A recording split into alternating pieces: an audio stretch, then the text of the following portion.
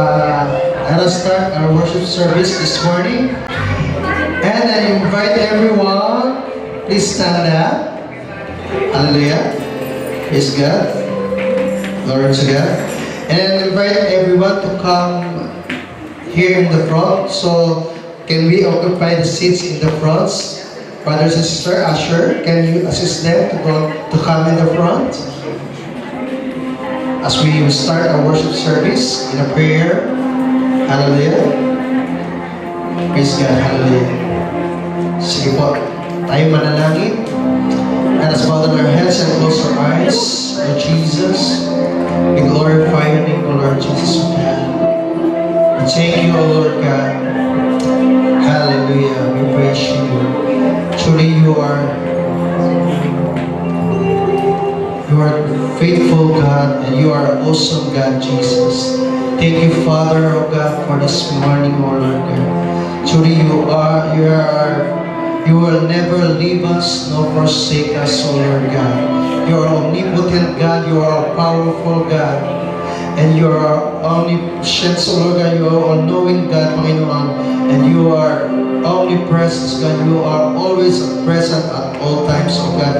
Wherever we are, you are always be here with us. Thank you, Father, oh God. You are the God of Abraham, the God of Isaac. You are the God of Jacob, oh Lord God. You are the author and finisher and perfecter of our faith, oh Jesus. Lord, we ask for forgiveness, oh God, that we have many things that we have done wrong, many things in the past days, oh Lord God.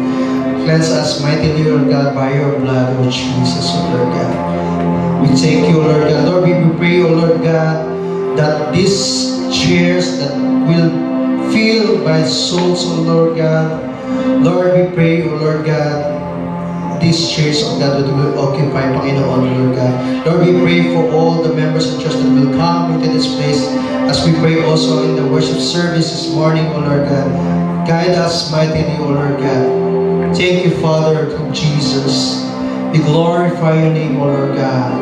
We exalt you, Jesus, O God. Thank you, Father, Lord Jesus, O God. Also, we pray, O Lord God, for the Zoom, O Lord God, right now, who are joining the Zoom, O Lord God. We pray for them also right now, Panginoon, as they are listening to the worship service, O Lord God. Thank you for their lives, O Jesus, O God. We give you praise, we give glory. In the mighty name of Jesus, we pray, and everybody say aloud, Amen. Praise God. Hallelujah. Let us bigyan po natin pinakagabas na kayo palakpak natin sa Panginoon. Yung pinakagabas na palakpak natin sa Panginoon. We will shout, sing, all the that He is Jesus. Jesus is the right man. Praise Him. We glorify your name of Jesus.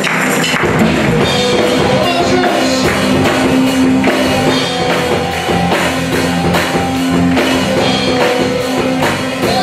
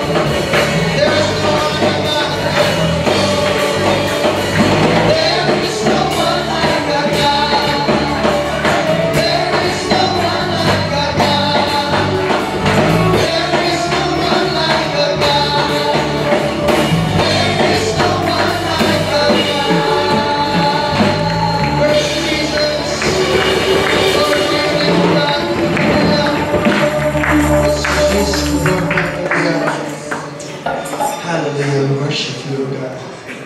Thank you, Father, in Jesus Christ. Yes, hallelujah, we worship you.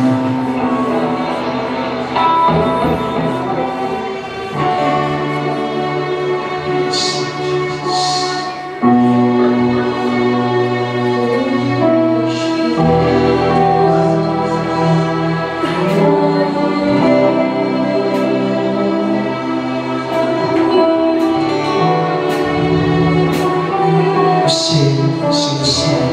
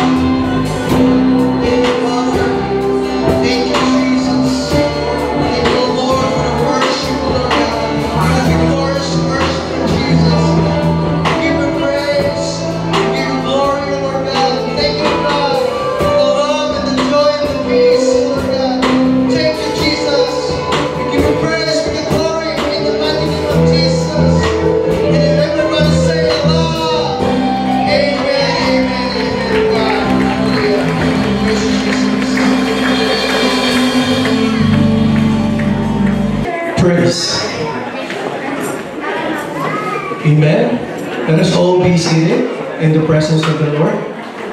Please find your most comfortable seat.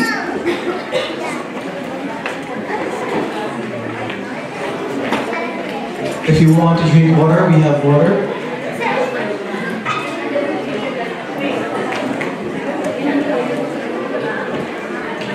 Okay, good morning, church. Can you just face the person beside you and genuinely tell that person that I am glad that you are here. We welcome everyone in the house of the Lord, and we also acknowledge our brothers and sisters who are tuning in via Zoom. We welcome you today. So the messenger of the word of the Lord today is one of our pastors of our church, of course. She's also a member of our CMA, and of course, the women's ministry. Can you help me welcome the messenger of the word of the Lord, Ate Lot? Yeah. Can we give God a mighty standing applause? Amen. Hallelujah. So, sabihin nga po natin, tell it to the person beside you, I am blessed you are here. Amen. We are all blessed because we are here in the presence of the Lord. Amen. So a blessed and victorious day po to all the people of God who are here in this sanctuary, and of course to all those who are joining with us in Zoom. So we pray and we also encourage all those who are online to join us physically. Amen. And let us all together worship our living God in this place. So praise God for His holy presence in this place. Hallelujah to the King of Kings and to the Lord of Lords. So shall we all rise up in the presence of the Lord and let us honor Him in reading His words. Amen. Just wait po.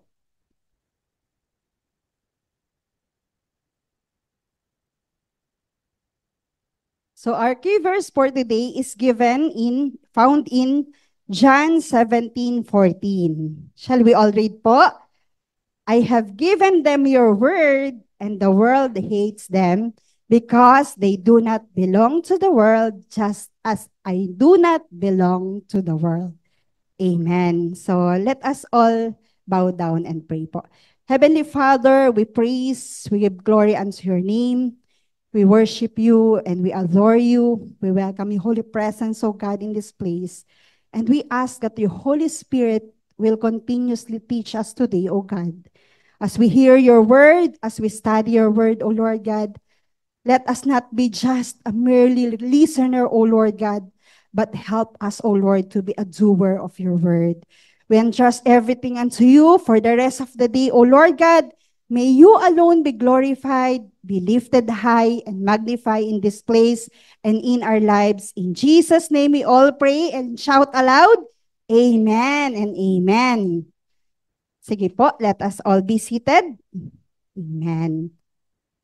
So the verse that we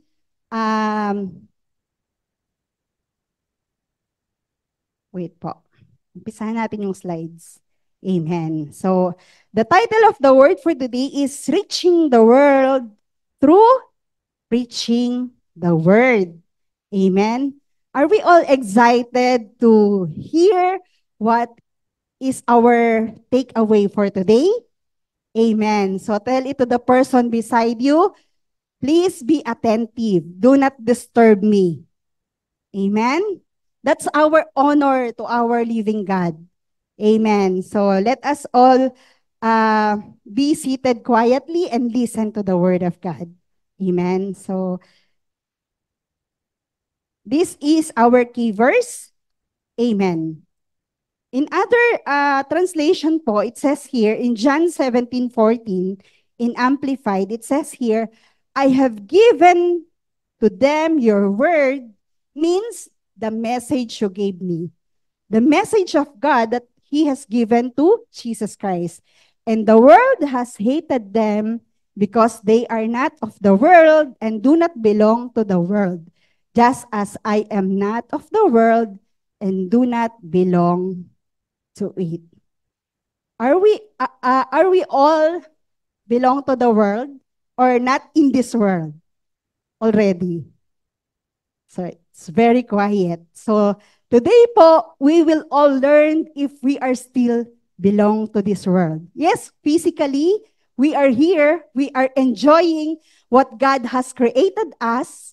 But let us all be also aware, amen, that the pattern of this world is not for us anymore. Amen po ba tayo doon? Amen. So this verse is part of Jesus' prayer for his disciple. Amen. If we said disciple, follower, or believer of Jesus Christ. Amen. Who among us here are believer of Christ? Shall we all raise our hands? Amen. I know that all of us already. Amen. So it was exclusively for those who received and kept his word, as he prayed in John 17:9. It says there, I pray for them. I do not pray for the world, but for those whom you have given me, for they are yours. Amen. So, in chapter 15 po of John 18 to 20, so Jesus warns his disciple to expect persecution. Amen. From this world. So if the world hates you, know that it hated me before it hated you. Amen. So I chose you out of the world, therefore the world hates you. If they persecuted me, they will also persecute you. So who among us here po experienced that? That the world, that our friends, our family, amen, persecuted us because of our obedience and love to God. Amen. Maybe most of us experienced that po, no? Hallelujah. Na nawala yung ating mga kaibigan, even our closest friends, no? Nawala po sila. So let us all be reminded today po, the time when someone shared us the gospel of salvation. Huwag po natin kakalimutan yun. Amen? They are very chosen people. They are the very chosen people of God. Amen? So do we still remember that po? How did we receive or how did we know how we became born again? Amen? How do we personally encounter Jesus Christ in our lives? Na-encounter na po ba natin siya personally? Amen. Hallelujah.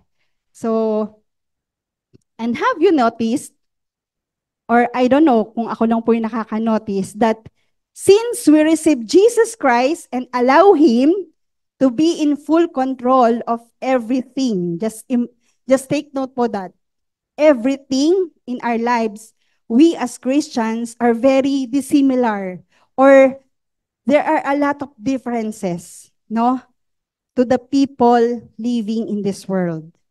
Amen. What I mean po is yung living in worldly things. Yung example po dyan is yung pleasure. Amen. Are we still enjoying pleasure in our lives? Ano ba yung sinasabi kong pleasure? Vacation. Touring around the world. Wow, ang yaman. Amen? Ano pa po? Nightlife with friends. Drinking alcoholic drinks. Smoking. Having fun in the bars or even talagang till morning. We are enjoying life. That was before. Amen. Ate Lot, that was before. I am that was before. Amen? Pinapaalala ko lang po how great our God is. How amazing our God is. Amen? That His goodness, His power, that our lives has being transformed glory to glory. What else po? New cars. Yung mga expensive gadgets that we have. Kapag ka merong newly launch, di ba? Yung mga bagong labas. Amen. We are updated. Hindi tayo papahuli. What else? How about yung mga expensive toys? Or expensive clothes ng atin pong mga anak? Amen? Or any material things that we thought of and bring satisfaction in our lives. Amen? Meron po ba tayo nun before? Do we have that kind of, it happened to us before? And now, of course, now, as a Christian, instead of buying those material things, we always put God first. Amen? So it is our life testimony po as a family, since we know and follow the principle of giving, the Lord is so faithful in our lives. So giving our tithes and offering to the Lord is always lead us in trusting God that He is able to supply all our needs. Amen?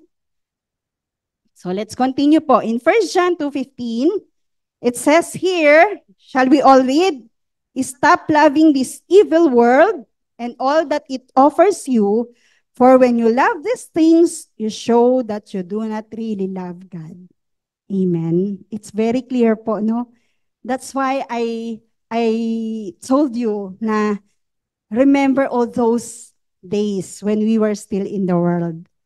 Amen. And in other version po, it says here, do not love the world or anything in the world, for anyone loves the world, love for the Father is not in them. So we cannot love the things of this world and God at the same time. Amen? So today po, I will give you 4 eyes before conversion. Let us remember this po. 4 eyes before we became born again. Amen? Before we encounter and receive Jesus Christ as the Lord and Savior of our lives. So number 1 po, this is just a reminder, a timely reminder for us. Invitation. Do we receive an invitation from someone else before we encounter Jesus Christ? Yes. Amen. Those people who loves us and those people who have burden for us to be saved. Just imagine, no? And the same invitation that Jesus is telling us today. It says in Matthew 11:28-30, shall we all read?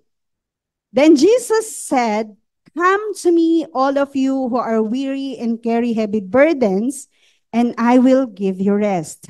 Take my yoke upon you, let me teach you, because I am humble and gentle at heart, and you will find rest for your souls.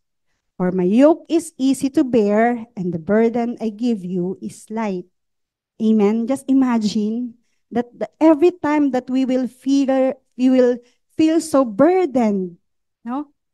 Na hindi na po natin kaya. Every time that we feel that we wanted to give up, the Lord is inviting us to come to Him. Amen. Not with our friends, but to come to Jesus Christ. Number 2, intercession. We might be an answer to someone else's intercession. Amen. What it says in Hebrews 7:25, therefore He is able once and forever to save those who come through Him, to God through Him. He lives forever to intercede with God on their behalf. Amen. So number 3 po, instrument. For sure, we are not since birth. Is there such a thing called I am born again since birth? because my parents are pastors. My parents is already born again. Amen? No, because it is our spirit who has been born again when we receive Jesus Christ as the Lord and Savior of our lives. Amen? There's no such thing called since birth born again. Amen? So there will be an instrument. Amen? Someone shared to us. So in Acts 9:15 po, it says here, "But the Lord said to him, Go, for he is a chosen instrument of mine to bear my name before the Gentiles and kings and the sons of Israel." So this is the story of Paul's conversion po, no? Saul. When King Saul personally encountered Jesus Christ. So Ananias has been an instrument used by God to restore his sight. Amen? Naalala pa po ba natin to? It's just recently it was shared to us. Amen? So, and take note that Ananias obeyed the instruction from the Lord. Amen? Naaalala na po ba natin ngayon who shared the gospel to us? Amen? And the last one po is instruction. Instruction is very, very important. Amen. Whenever we are sharing the gospel of salvation. In Mark 16:15-16, it says here, "And he said to them, Go into all the world and proclaim the gospel to the whole creation. Whoever believes and is baptized will be saved, but whoever does not believe will be condemned." So it is mandated to all of us that we should go and share. We ourselves are being an instrument for all those lost souls. Are we excited to be an instrument of God, to be a vessel, amen, of God to someone else's salvation? It might be our family members, our loved ones, amen, our friends, and all those people that surrounds us, our neighbors, amen. So today po, I will just give you 3 points. Let us all read in. So yun po yung 4 eyes before conversion, amen. What are those? Invitation, intercession, instrument, and instruction. So that's all 4 eyes I could still remember when before I became a born again. Amen. And that person is very, very important to me because she's my sister. Amen. So praise the Lord. So let us read po Luke 14:25-27. So, wait pa.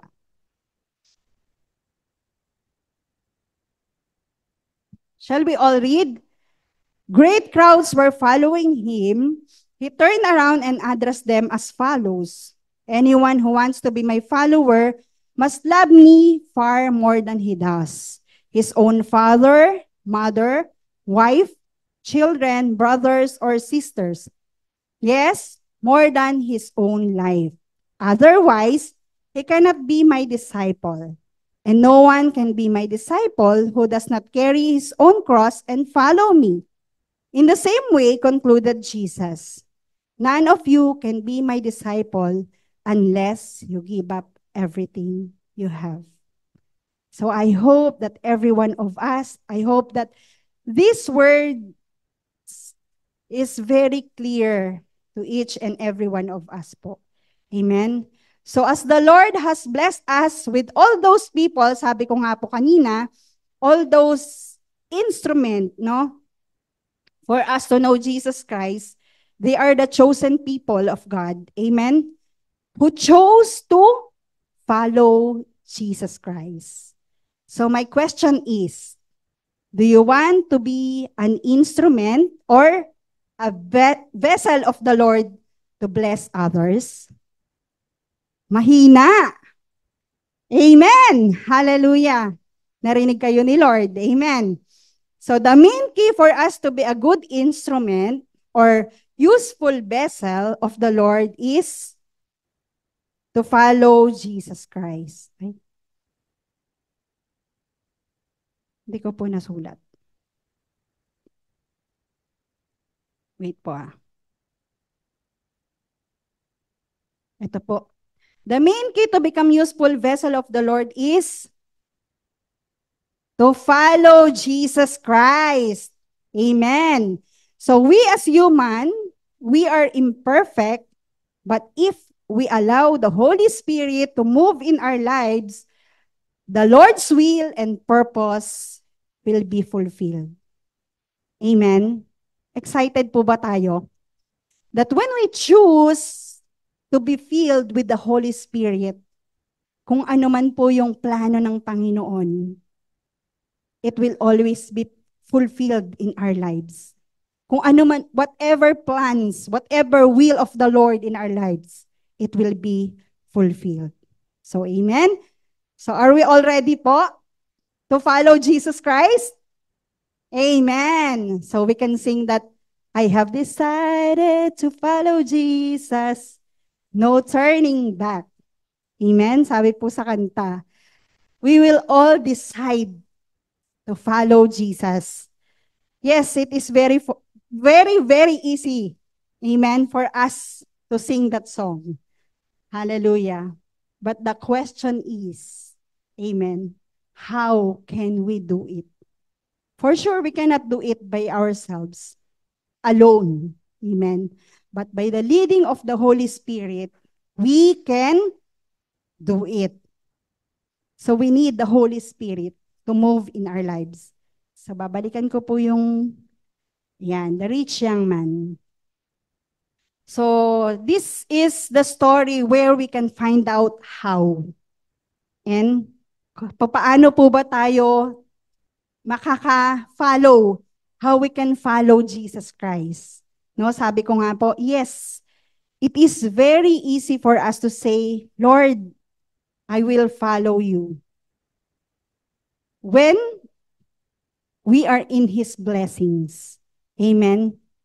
Or in good situations. Amen. But how about in the midst of the storm? That's the question. How? Lord, how can I follow you? I still didn't have my job. Lord, how can I follow you? You didn't even answer my prayer. Amen. Is our love and obedience to God conditional? Amen. Sometimes it is. Lord, I will follow you if you will give me what I am asking for. If you will grant me the job that I want. Tama po ba yon? It is conditional sometimes. Amen. Hallelujah. Let us read this story po, the rich young man in the kingdom of God. Shall we all read? Once a religious leader asked Jesus this question, Good teacher, what should I do to inherit eternal life? Why do you call me good? Jesus asked him. Only God is truly good. But to answer your question, you know the commandments. You must not commit adultery. You must not murder. You must not steal. You must not testify falsely. Honor your father and mother. The man replied, I've obeyed all these commandments since I was young. Just imagine po the story, no? Na ginawa niya lahat ng sinabi ng Panginoon sa kanya. Let's continue po.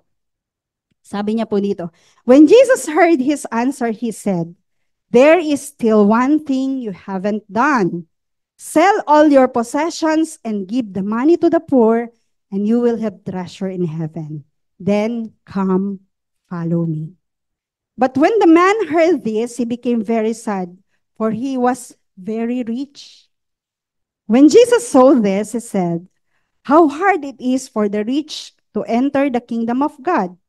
In fact, it is easier for a camel to go through the eye of the needle than for a rich person to enter the kingdom of God. Amen. Is this story sounds familiar? Amen.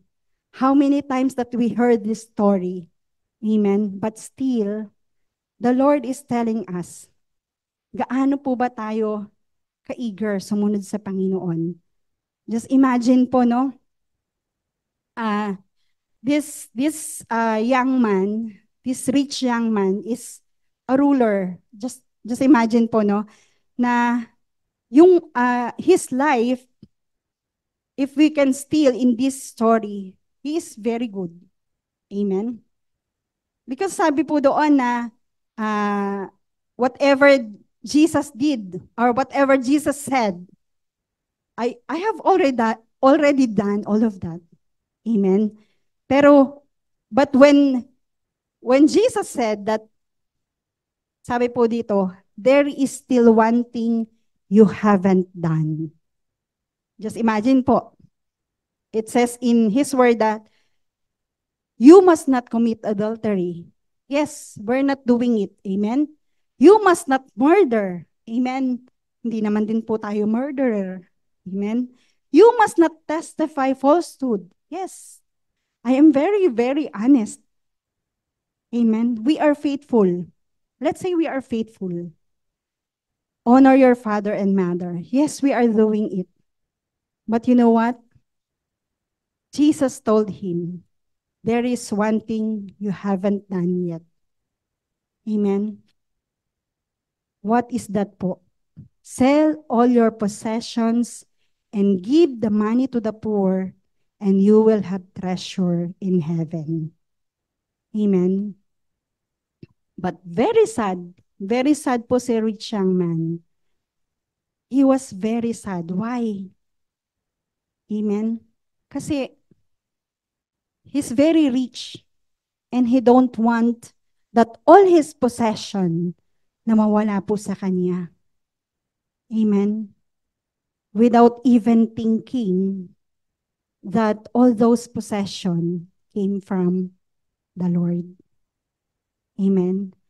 This is just a timely reminder to each and every one of us.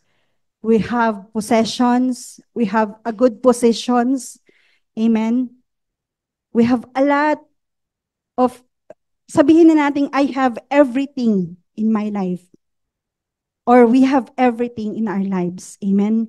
Magandang trabaho, magandang posisyon. Lahat ng mga gusto natin, nabibili natin. Whatever we need, we can buy it because we have our financial is good. Amen? But the problem is, are we following God in all our steps that we are doing? So today po, I will just give you three points. So in this story po on how to be an effective vessel or instrument of the Word of God. Amen.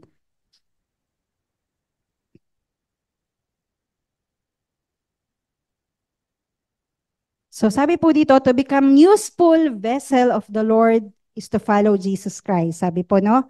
So to follow Jesus Christ, we must leave everything for Him. So ready na po ba tayo to leave everything for Him? Nalulungkot na kayo, no? Why you look so sad now? Amen?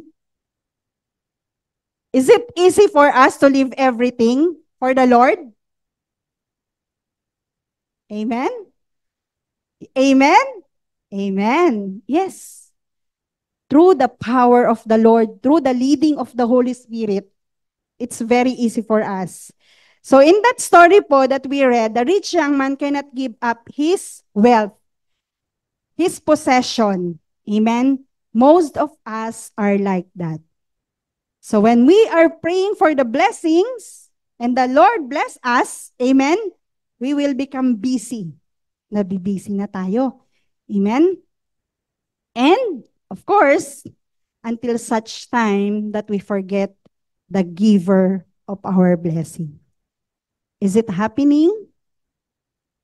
Yes, it's happening po. So we tend to focus to the gift or to the blessings that we are receiving instead of the giver of our blessings.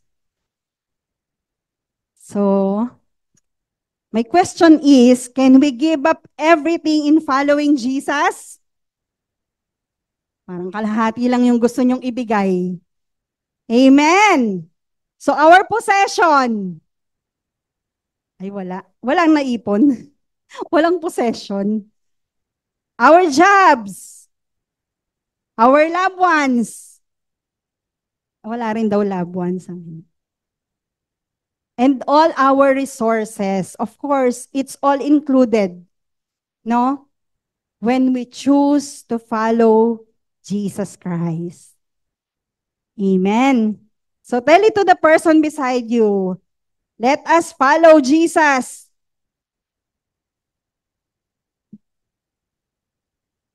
Amen. Sabi po doon, we must leave everything for Him. Sige po. Sabi po dito, sa ating pong binasang verse, shall we all read po? When Jesus heard his answer, he said, there's still one thing you haven't done. Sell all your possessions and give the money to the poor, and you will have treasure in heaven. Then come, follow me. Amen? Wala tayong possession na ibebenta. So, number 2 na po tayo. To follow Jesus Christ, amen? Ano po yung sabi doon?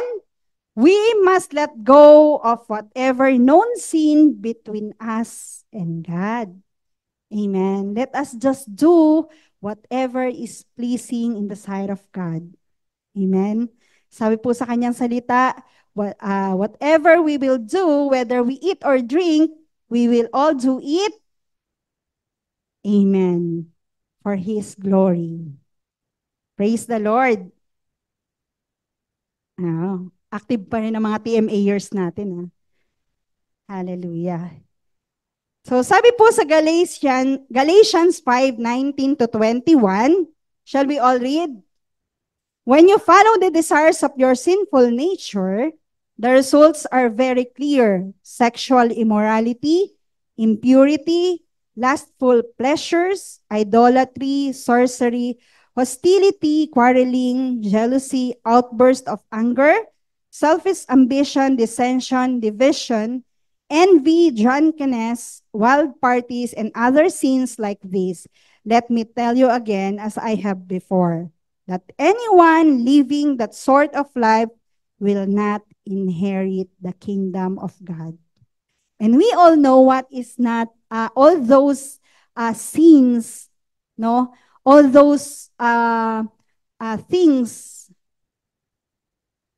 all those, yung pong mga kilos natin, not pleasing, that is not pleasing in the eyes of God. Amen? So I hope and I believe that we surrender it all to God. Kasi if we say we surrender it all to God, we are very, kumbaga parang, there's a fear in doing all those sins. If we did it before, for sure, if we personally encounter God in our lives, we will never do it again because there is that kind of fear, the holy fear, amen, to do those kinds of sins. And we all know and aware to that po. Amen? Amen. So, pwede na po tayong mag-proceed sa number 3. Amen. So number 3 po, to become useful vessel of the Lord is to follow Jesus Christ. And to follow Jesus Christ, sabi po doon, we must commit ourselves to whatever God wants us to do in our lives. Amen. We will choose to live in accordance to His plan and purpose. Amen. We will just walk in His ways because His ways and His thoughts are always higher than ours. Sometimes we are doing it by our own might kasi alam natin na, ay, kaya ko naman to. Amen. I can do it. Sometimes we will say, I can do it. Amen. But when we fail, but when we receive rejection, amen, when we feel hurt, doon na po tayo pumupunta sa Panginoon. Amen.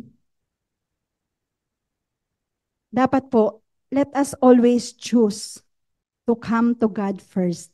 Amen. To consult God first in every decision that we will make. Amen po. Always remember po in Psalms 37:4, sabi po doon, delight yourself in the Lord and He will give you the desires and petitions of your heart. Kapag ang Lord natuwa sa iyo, wow, overflowing blessings. That there is no room enough to store it. Amen. Wala nang sukat pagkalagyan. It is already there. The blessings are already there. Amen. But the question is, are we ready to receive it? Amen? Are we ready to receive the blessings that is in store for us? Amen! Hallelujah! So Lord, ready na daw po kami. Ay, may daw pa. Just imagine po, no? I just remember the example is those missionaries, no? Their lives, they are giving their lives in following Jesus. No? Just recently, our body of elders went to Tanzania to have the mission, that mission calling. Amen? Just imagine their lives. Tayo po, support lang tayo. Amen? Financially, or prayer. Amen. But it is, sabing po dun sa, if you heard the testimony of Ate Jem last week or 2 weeks back, no, what they had experienced. So praise God for all those missionaries who are answering the call of the Lord in their lives. Amen. And we continuously pray that the Lord will give them the strength that comes from the Lord. So if we follow Jesus Christ like all those missionaries, make sure po that we will not be neglected our own family then. Amen. Because it is the Lord is telling us. Biblical requirements po of a church leader. So this is just a reference lang po na we will not neglected our family when we answer, no? When we answer the call from the Lord. Shall we all read po? 1 Timothy 3:1-7. Ano po yung sabi dito? This is a trustworthy saying. If someone aspires to be a church leader, he desires an honorable position. So a church leader must be a man whose life is above reproach. He must be faithful to his wife.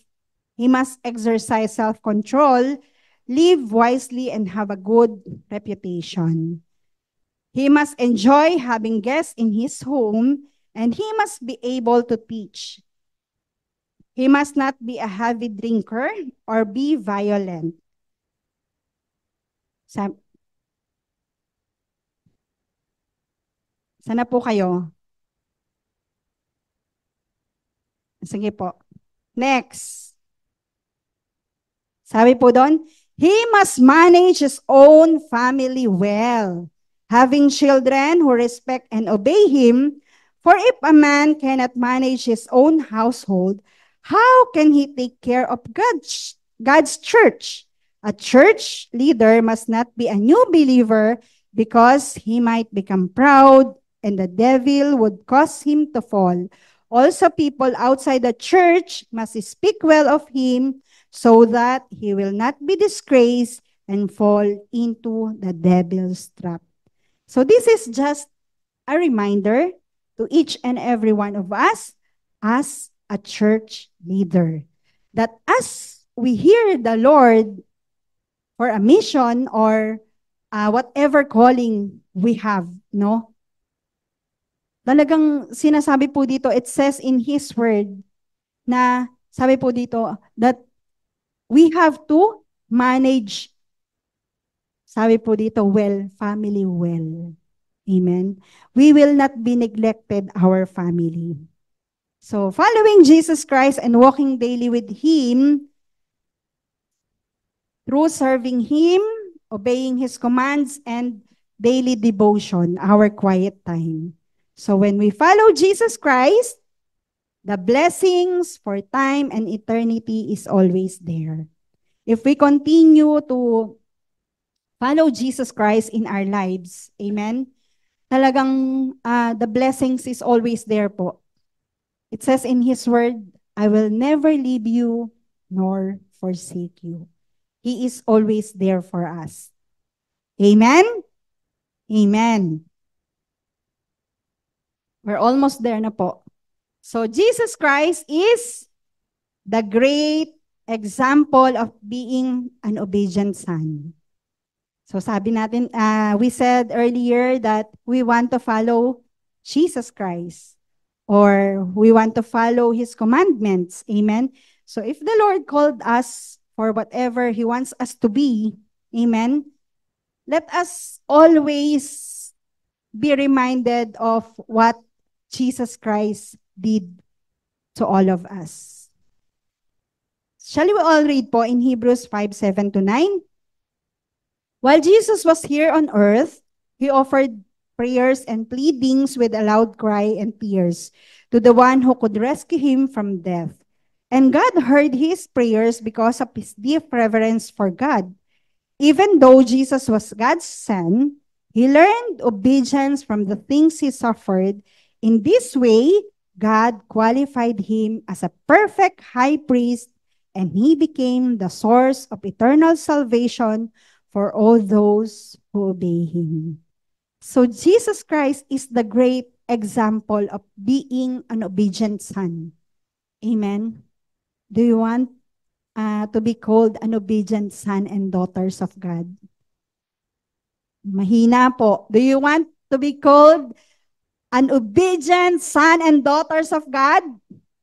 Amen. Because we are all children of, I am a child of God. Sabihin mo sa sarili mo, I am a child of God.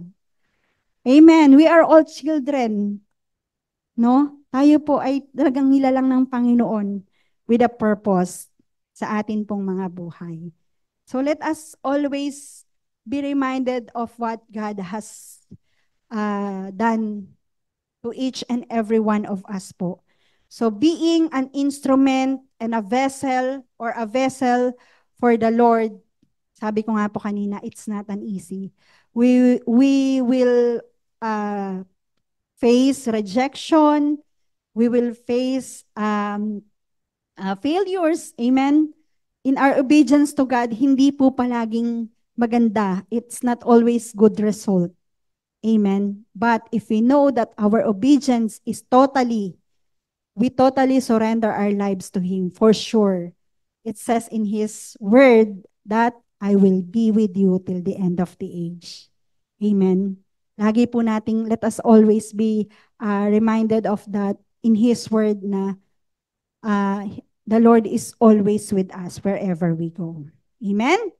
And in our conclusion po, let us all read,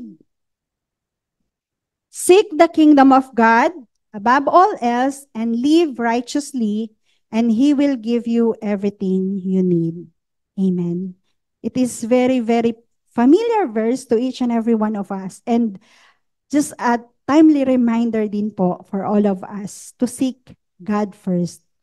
And let us always remember that without the leading of the Holy Spirit in our lives, sabi nga po, doon sa binasa din natin kanina sa ating CMA devotion, no? Apart from Jesus Christ, we cannot do anything. We have to always be connected to Jesus Christ. Amen. Wherever we go, whatever we are doing, let us always choose to connect in His holy presence. Amen? Amen. So to God be the glory po. Let us all rise up and let us pray. Hallelujah. Heavenly Father, we praise, we give glory unto your name. We worship you and we adore you, O Lord God, for this wonderful day. We thank you, O Lord God, for your Holy Spirit and your holy presence in this place, O God. We're continuously acknowledging, O Lord God, that your Holy Spirit, O Lord God, will teach us everything, even to the deepest things that we still doesn't know, O Lord God. We are here, O Lord God, surrendering our lives unto you, O Lord God.